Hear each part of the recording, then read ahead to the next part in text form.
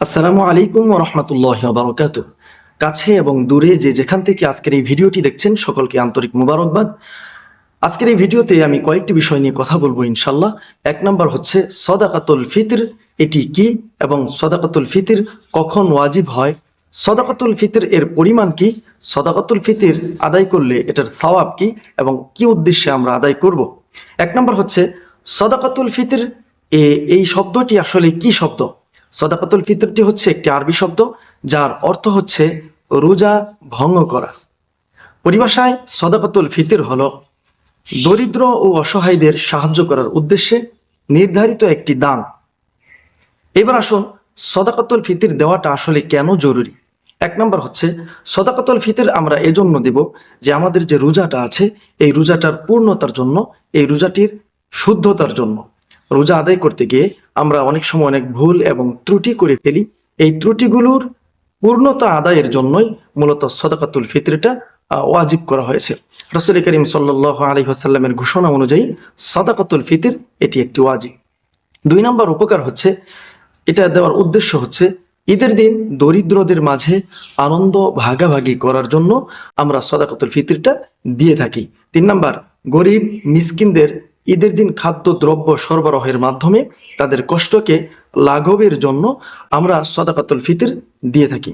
রাসূল করিম সাল্লাল্লাহু আলাইহি ওয়াসাল্লাম সুনানে আবু দাউদের 1609 নম্বর হাদিসের মধ্যে বলেন, রোজাদারদের রোজা অপবিত্র ও অশ্লীল কথাবার্তা থেকে পবিত্র করার জন্য এবং গরিবদের খাওয়ানোর জন্য সাদাকাতুল ফিতর ফরজ করা হয়েছে। তো এই জন্য সাদাকাতুল ফিতরটা আমাদের সকলকে আদায় করতে হবে। এবার আসুন সাদাকাতুল ফিতরটা কাদের আদায় করতে হবে। হানাফি মাযহাব অনুযায়ী সাদাকাতুল ফিতর ওই সমস্ত লোকদের উপর ফরজ বা ওয়াজিব, এখানে উদ্দেশ্য হচ্ছে ওয়াজিব, যাদের 7.5 ভরি স্বর্ণ অথবা 52.5 ভরি রূপা এই পরিমাণ নগদ টাকা বা এটার মালিক আছে, যে তাদের উপরেই মূলত এটা ওয়াজিব হয়।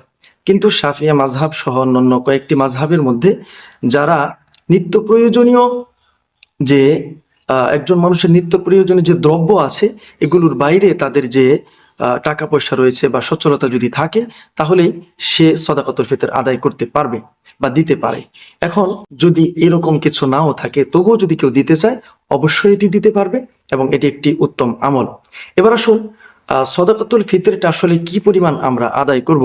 রাসূল করিম সাল্লাল্লাহু আলাইহি ওয়াসাল্লামের ভাষ্য অনুযায়ী সাদাকাতুল ফিতর এর পরিমাণটা হচ্ছে যে একটা নির্ধারিত একটা পাত্র বা যেটার মাপ হচ্ছে 1 সা, যেটাকে ফুকাহায়ে কেরাম বিভিন্ন মাপ বলে থাকেন।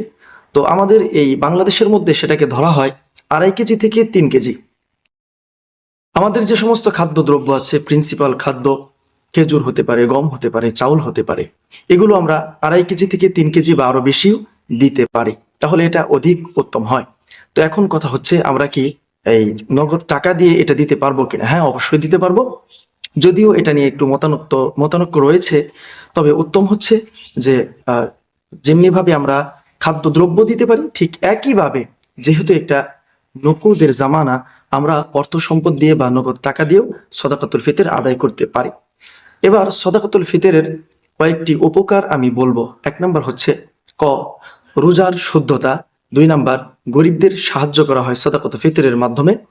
3 নাম্বার, সামাজিক বন্ধনটা সুদৃঢ় হয়। 4 নাম্বার, আল্লাহর সন্তুষ্টি লাভ হয়। তো সর্বোপরি সাদাকাতুল ফিতর একটি গুরুত্বপূর্ণ আমল। আল্লাহ রাব্বুল আলামিন সূরা নূরের 56 নম্বর আয়াতের মধ্যে বলেন, ওয়াতিউল্লাহ ওয়া আতিউর রাসূল লাআল্লাকুম তুরহামুন, যে তোমরা আল্লাহ এবং তার রাসূলকে অনুসরণ করো, হয়তোবা তোমরা অনুগ্রহপ্রাপ্ত হবে বা যাতে তোমরা অনুগ্রহপ্রাপ্ত হতে পারো। তো সাদাকাতুল ফিতর আমাদের সকলকে অবশ্যই আদায় করাটা জরুরি। আমরা সকলেই সাদাকাতুল ফিতরটা আদায় করব, যাতে আমরা একা নয়, সকলকে নিয়ে ঈদের আনন্দটাকে ভাগাভাগি করতে পারি, সকলের মুখে হাসি ফুটুক, সেই আশা ব্যক্ত করে আজকের এই আলোচনা আমি শেষ করছি। আসসালামু আলাইকুম ওয়া রাহমাতুল্লাহি ওয়া বারাকাতুহু।